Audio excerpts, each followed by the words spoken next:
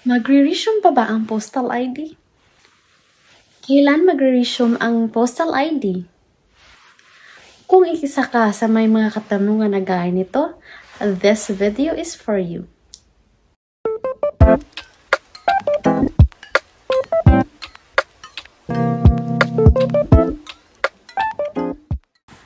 Hello Sunshine Babies! Welcome back to my YouTube channel, Sunshineisa TV. And before we start this video, ay huwag kalimutang i-like at i-subscribe itong aking YouTube channel para updated ka sa mga bagong upload nating videos like this.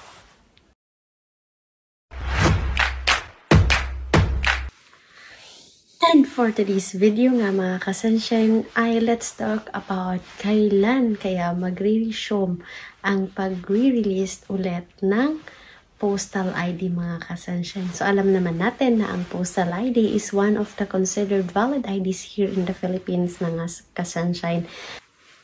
And as we all know mga ka-sunshine, last January 2023, unfortunately, they stopped the processing for the postal ID here in the Philippines, and it is official mga ka-sunshine. So ang katanungan ngayon, magre-resume or kailan kaya magre-resume ang pagpaprocess ulit ng postal ID? Kasi alam naman natin na ang postal ID here in the Philippines is very important, especially now that the UMID ID or the SSS ID also are currently on hold, and hindi pa sila tumatanggap or currently stop pa din ang kanilang pagpaprocess gaya ng postal ID.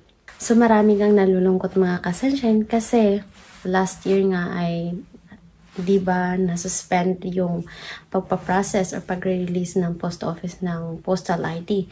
And alam naman natin na ang postal ID din na is a valid ID, as I said earlier, at saka ito din ay isa sa pinakamadaling makuhang valid ID here in the Philippines, mga ka-sunshine. Kaya, balikan natin kung ano nga ba yung dahilan kung bakit nag-stop muna ang post office sa pag-re-release or sa pagtanggap ng mga processing for the postal ID. So, first reason dyan, mga ka-sunshine, is because they are planning to add or new features in the postal ID para in the near future mga ka-sunshine is mas mapabuti or mas maging useful pa ito sa mga Pilipino mga ka-sunshine. So in short, they are trying to upgrade the postal ID mga ka-sunshine. And second reason dyan mga ka-sunshine is that they are encouraging all Filipino individuals na mag-process for their national IDs mga ka-sunshine. Yes, you heard it right. Napaka-importante at maoobliga talaga kayo mga ka-sunshine na kumuha talaga or i-process ang ating national ID mga ka-sunshine because it is considered as a valid ID now, today mga ka-sunshine here in the Philippines. Kaya napaka-importante makuha ito.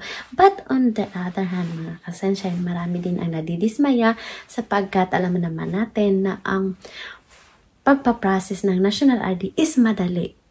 Pero, may pero mga ka-sunshine, pero matagal dumating. Yes, yan po ang napaka masakit na katotohanan kasi madali lang talaga mag-process. Pero ang pag-receive nito, napakatagal mga ka-sunshine, di ba? Nakakawalang gana na it takes a year, it takes months or ilang months pa dyan mga ka-sunshine before mo ma-receive.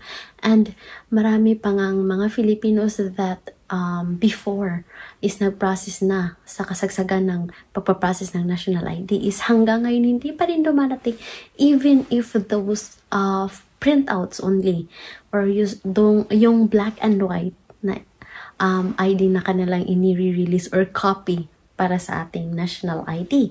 And then, kaya marami din ang nagdadalawang isip, magkukuha pa ba sila ng national ID? Kasi they will have to reason out kasi na baka hindi pa din dumating.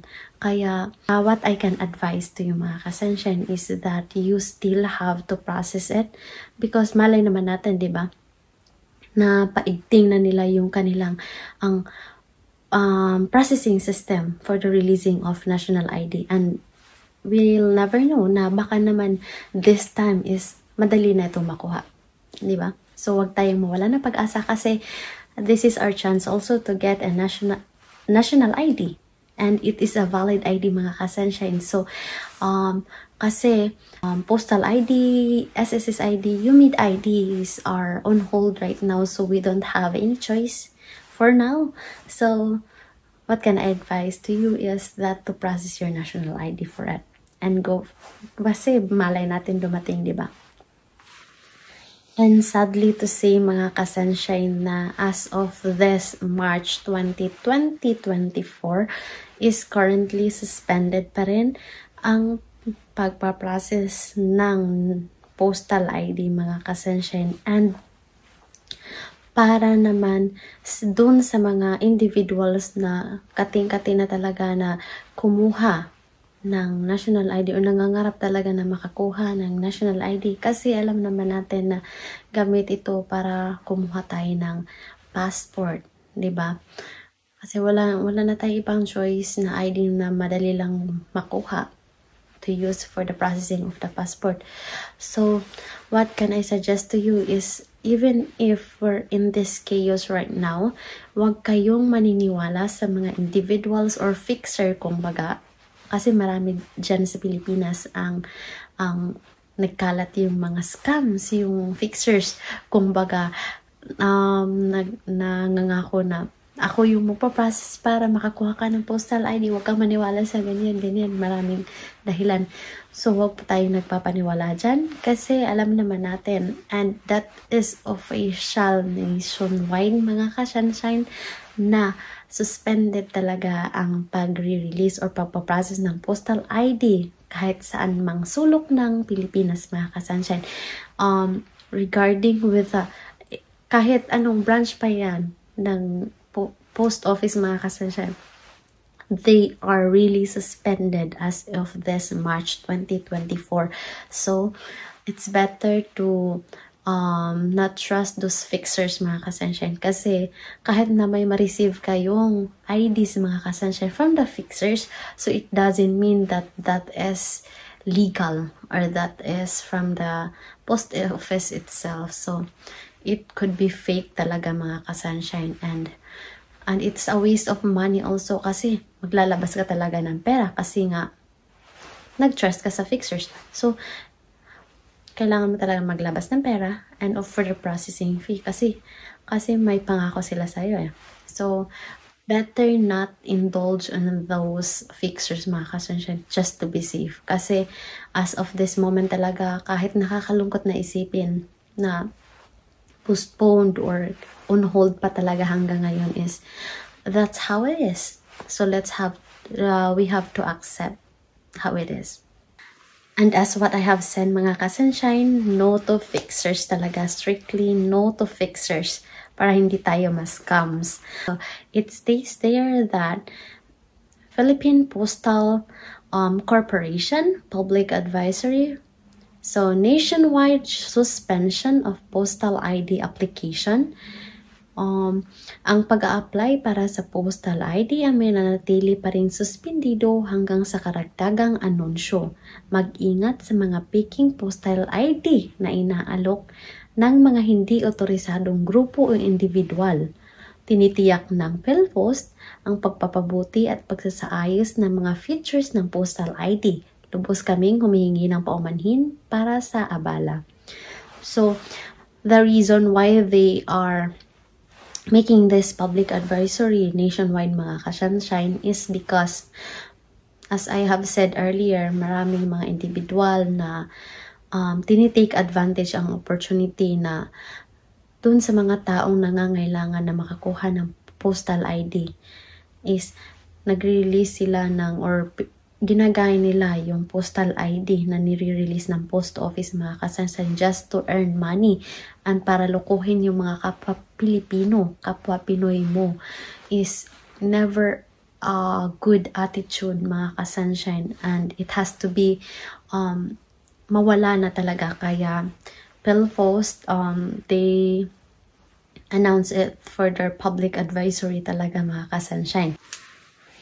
Kaya nga, mga ka-sunshine, na kahit on hold yung mga valid IDs here in the Philippines right now, mga ka-sunshine, on processing of it, so tinitiyak naman ng government na makapag-process pa rin tayo, especially those individuals or Filipinos that are trying to process for their passport. So, yung national ID natin, yung printouts, so you can use that as a valid ID that is very acceptable today.